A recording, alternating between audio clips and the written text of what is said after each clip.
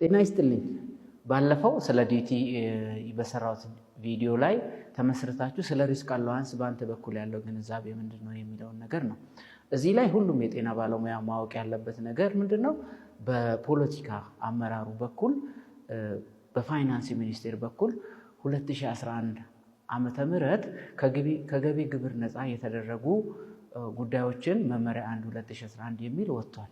እዛ ላይ ከስራ ቦታ አስቸጋሪነት የሚል አለው። ለምሳሌ በበረሃማ አካባቢ የሚሰራው እንደገና ደግሞ ከስራ ባህሪው አስቸጋሪነት አንፃር የሚከፈል አላዋንስ ተቀምጧል።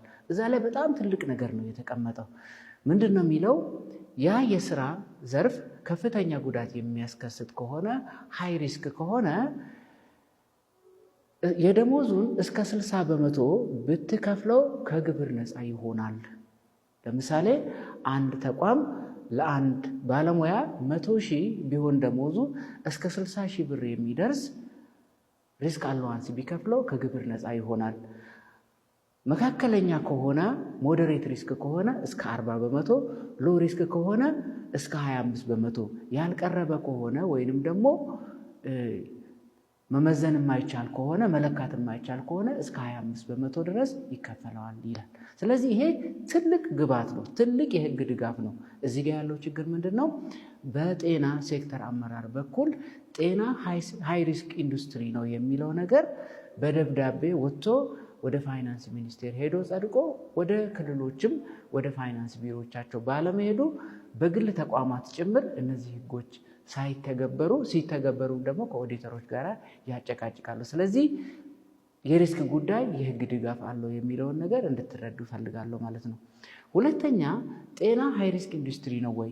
የዓለም ጤና ድርጅትና የዓለም ሰራተኞች ማህበር ኢንተርናሽናል ሌበር ኦርጋናይዜሽን በጋራ የፖሊሲ ብሪፍ አዘጋጅተዋል። እዛ ላይ ኬሪንግ ፎር ዞስ ሁ ኬር በሚለው ናሽናል ፕሮግራሙ ላይ ጤና ዘሞስት ሃዛርደስ ኢንዱስትሪ እንደሆነ ተቀምጧል፣ በጥናት ተረጋግጦ።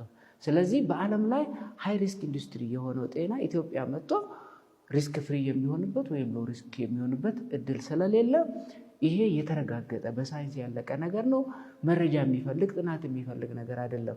ግን ወደ ስራ ተቋም ስንመጣ ሁሉም ሰው የሪስክ አላዋንስ ያገኛል። ነገር ግን ሃይ ሪስክ የሚሆን ሞዴሬት ሪስክ የሚሆን ወይንም ደግሞ ሎ ሪስክ የሚሆን የስራ ክፍል ይኖራል። ይሄንን ድልድል ማውጣትና መመሪያ ማዘጋጀት ከጤናው አመራር የሚጠበቅ ነገር ነው። ስለዚህ ይሄ ለሰራተኛው ህይወቱን ሰውቶ ለሚያገለግለው ሰራተኛ እውቅና አለመስጠት ትክክል አይደለም። በጤና ሴክተር በኩል የተሰራው ነገር ልክ ነው ወይ? ልክ አይደለም። አንደኛ ሪስኩ ለስራ ክፍሎች ነው መሰጠት ያለበት እንጂ ለሙያ መሆን የለበትም። ለምሳሌ ጥናቶች ሁሉ የሚያረጋግጡት ኢመርጀንሲ ድንገተኛ ክፍል ሃይስት ሪስክ እንደሆነ ነው። በእኛ መመሪያ ላይ ግን እነዚህ ነገሮች የሉ። ግለሰቦች ናቸው ሰርጂን፣ ኦብስቴትሪሽን እንደዚህ እየተባለ የወጣው፣ እንደዛ አይደለም። ስለዚህ ዩኒቱ የስራ ክፍሉ ነው ተጋላጭነቱን እዛ ውስጥ ላሉ ሰዎች በሙሉ የሚያደርስ በመሆኑ በዲፓርትመንት ተጠንቶ በመውጣት እዛ ውስጥ ያሉ ሰዎች በሙሉ ሪስክ አላዋንስ ማግኘት አለባቸው።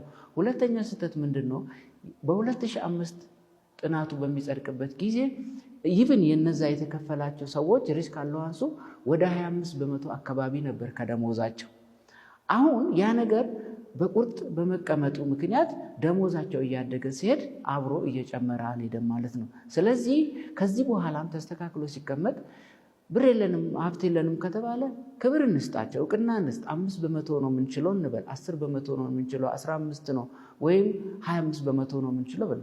ከደሞዝ አንጻር ሲቀመጥ በፐርሰንት ሲቀመጥ ደሞዛቸው እያደገ በሚሄድበት ጊዜ የደሞዝ ጭማሪ በሚደረግበት ጊዜ ኤክስፒሪየንሳቸው እያደገ ሲሄድ ኦልሬዲ ብዙ ዓመት ሲሰራ ብዙ ዓመት ኤክስፖዝድ ይሆናል፣ ሪስኩም ይጨምራል በዛ ልክ። ስለዚህ ከደሞዙ ጋር እያደገ ስለሚሄድ አያጨቃጭቅም። ያ አለመደረጉ ሁለተኛው ስህተት ነው። ስለዚህ በዚህ መንገድ ችግሩ እኔ ባለኝ ኦብዘርቬሽን የጤናው ሴክተር ችግር እንጂ የፖለቲካው አመራር ችግር አይደለም። የፖለቲካ አመራር ብዙ ጊዜ እኔ ምስክር ነኝ ተጠንቶ ይቅብረብ ብለዋል። በጤና ሴክተር በኩል ግን ስራ ስልተሰራ ነው። አሁንም ተሰርቶ ለባለሙያ እውቅና ተሰጥቶ ህይወቱን አደጋ ላይ ጥሎ ህዝብ የሚያገለግል የጤና ባለሙያ የሪስክ አላዋንስ ማግኘት አለበት የሚል የጤና ባለሙያ ብቻ ሳይሆን በጤና ሴክተር ውስጥ የሚሰራ ሰው፣ በሕክምና ተቋማት ውስጥ የሚሰራ ሰው ኢን ጀነራል ማለት ነው። ስለዚህ ይህንን ነው በእኔ በኩል ያለው። አመሰግናለሁ።